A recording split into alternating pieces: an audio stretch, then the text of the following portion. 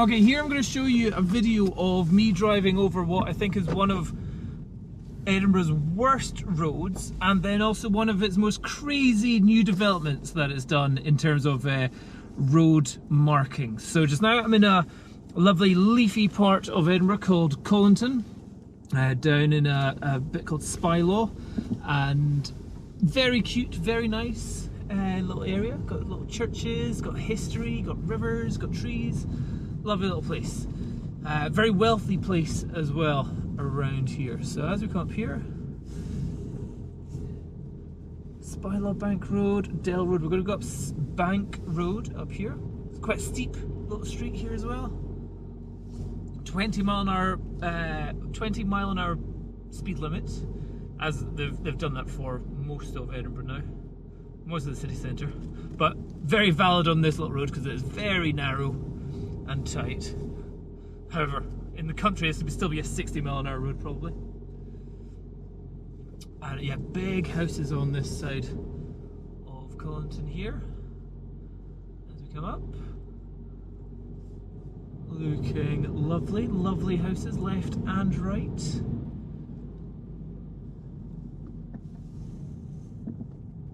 Very lovely houses around here.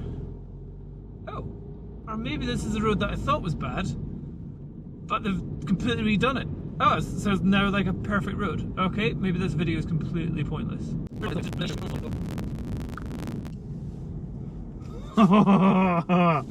Here it is, here it is. Spylaw Park Road, or just Spylaw Park. Oh, and oh, you never, oh my goodness, you never want a sports car in Edinburgh, because even in well-heeled parts of the town,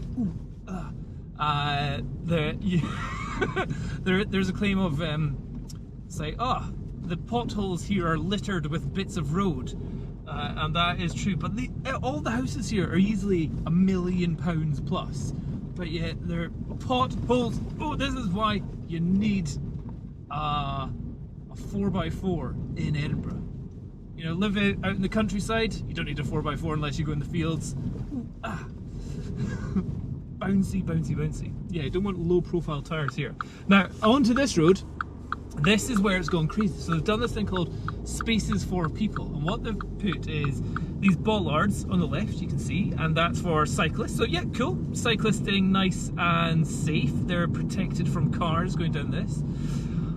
But it's proved there's a couple of bit of issues here. Like if you're delivering products to a house or something, maybe you're doing some building work or something, you can't get next to the pavement or next to the road in certain places.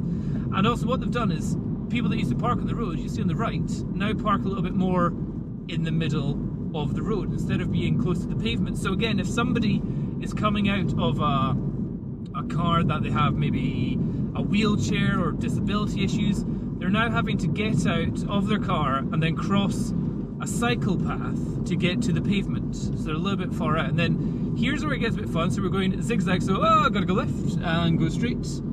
And then you can see there's car. This is a car area, so we're going to go right and then straight ahead. But this is still me only doing 30 miles an hour. And it's just hasn't really been fully thought out. So again, this is a nursery on the right. So everyone that would be dropping their kids off are now having to park with their cars kind of right in the middle of it. And this is a wide road.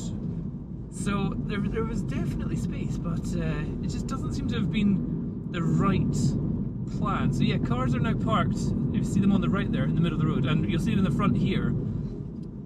So cyclists, safe, but then cars in the middle of the road there.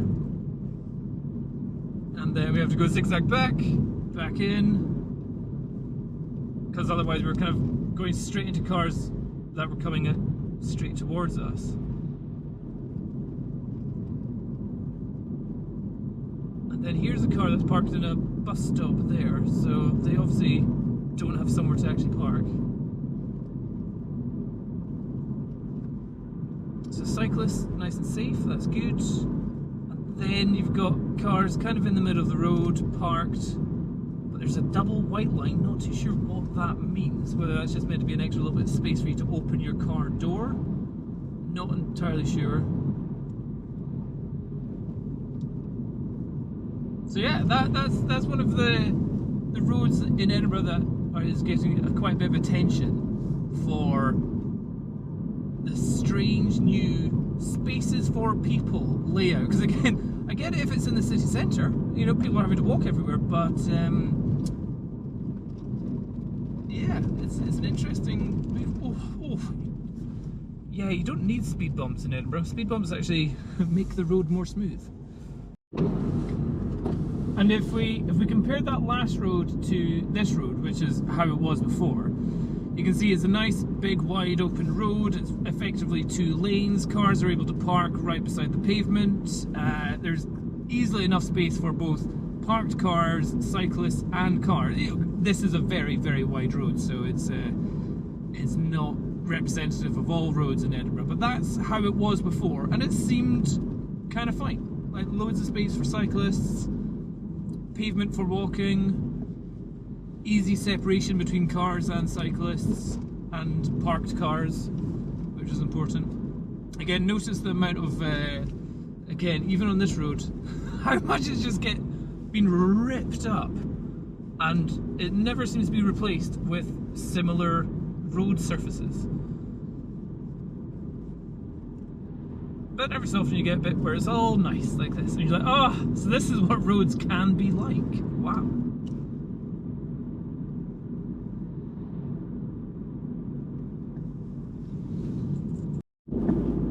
Here's another bit of road where it gets all a bit complicated on the painting on the ground. So we've got cycle spaces coming in from the left, which then kind of disappear, and then there's a cycle sign right in the middle of the road here. Clearly not a space for people actually to walk across, so having to dodge traffic there. Round about here, and we're going off to the right.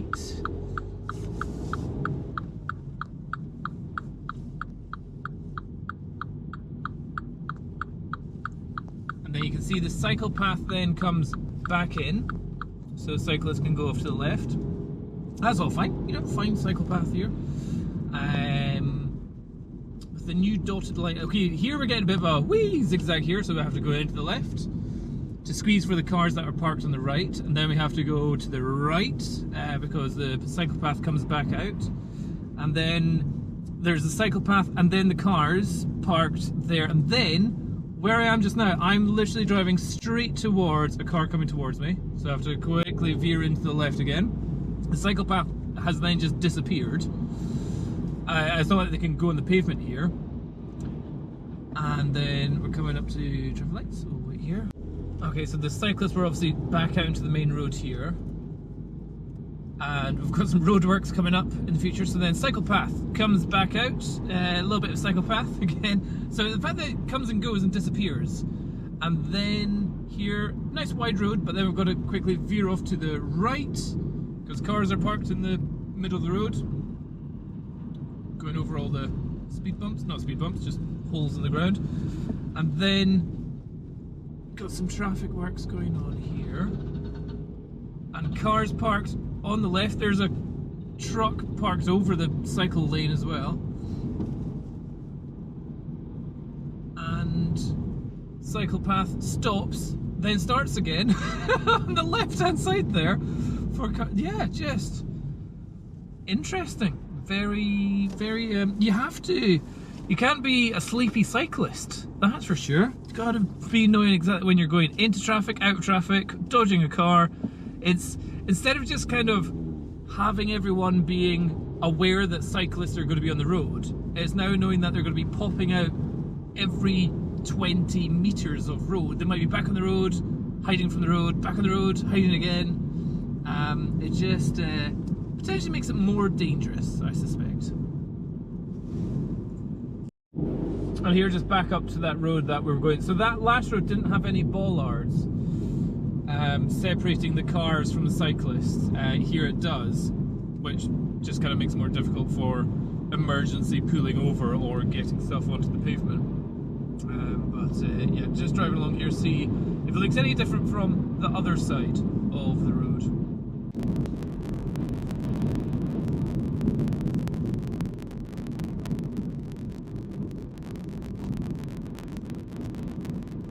They're going to